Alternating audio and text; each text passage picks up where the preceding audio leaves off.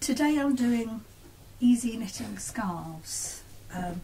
Two things. One, I'm finishing off this tremendously long scarf, which I think is in such super colours. You would never think of putting purple, pink and yellow together, or I wouldn't, but I like this scarf so much that I'm probably not going to sell this one. I'm going to keep it for myself, because I think when the winter comes it will just be really nice with a simple coat. And I'm also going to show you how to do this scarf, which can be either knitted or crocheted. Comes in different colours, and we have some of this yarn available in the shop. But back to the one that I'm in the middle of doing. Experienced knitters will see that I'm really not a very efficient knitter at all. I tend to take my hand right off the needles and knit rather slowly. But you know what, that really doesn't matter. I enjoy doing it.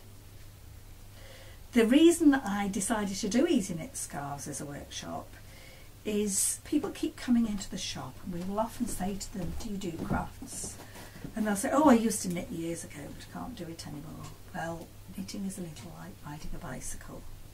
You can, if you've once learnt to knit, you can pick it up again. And I say that with some authority because I hadn't knitted for 30 years until last year. I'm not quite sure why, I just got the yen to have a go. I don't do jumpers, I don't do anything complicated. I'm learning to crochet, but I actually really enjoy my knitting because I use nice brightly coloured wools and yarns, and I make things. I make things that are quick and easy to make, and I think if you're going to get back into knitting, you can do a lot worse than make a scarf. So the wool is fabulous, and I'm just doing a plain stitch and a purl stitch. Now most people will wonder, that's called rib. Plain one stitch, purl the next. That's normally called rib, but this is a very loose rib because I think a scarf should be quite loose and cosy and soft. So what I'm doing is I'm doing knit one, purl one, but not putting the yarn backwards and forwards, and that makes an additional stitch in fact, which you then drop as you go along on the next row.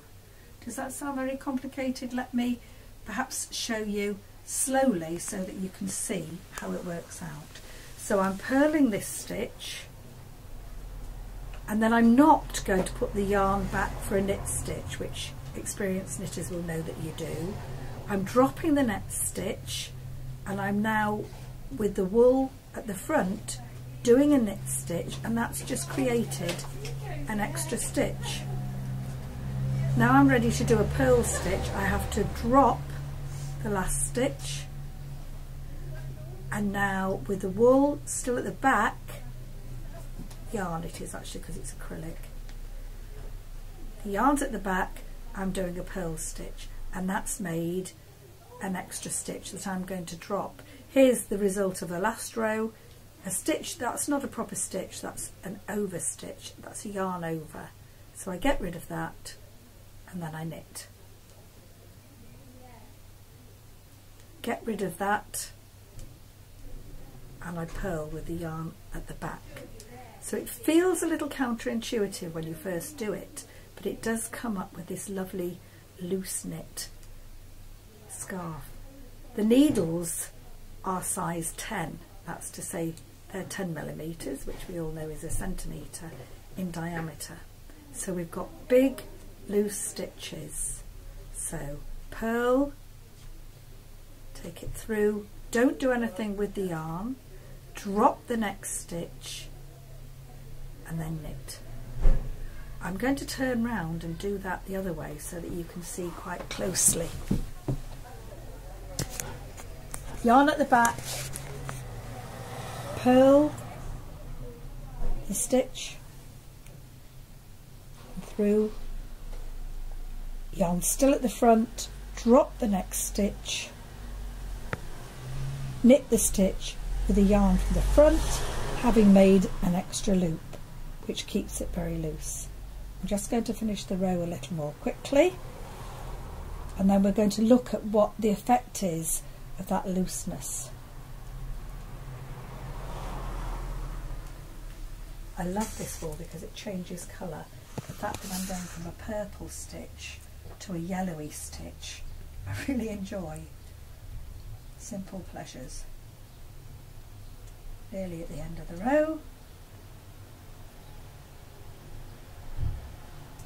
There we are. And what we get is this lovely loose weave. It's really soft. And it will go round, it's a tremendous length. It will go round several times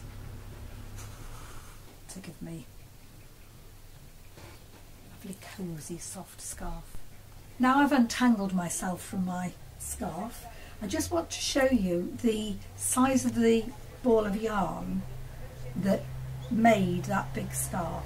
And this is not expensive yarn, it's an acrylic mix, and it was just bought in a local department store.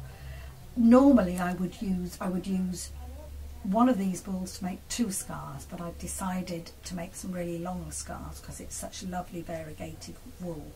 And actually this scarf behind me is made of the same, and that is a whole scarf. I made 2 scarves out of this one ball of wool.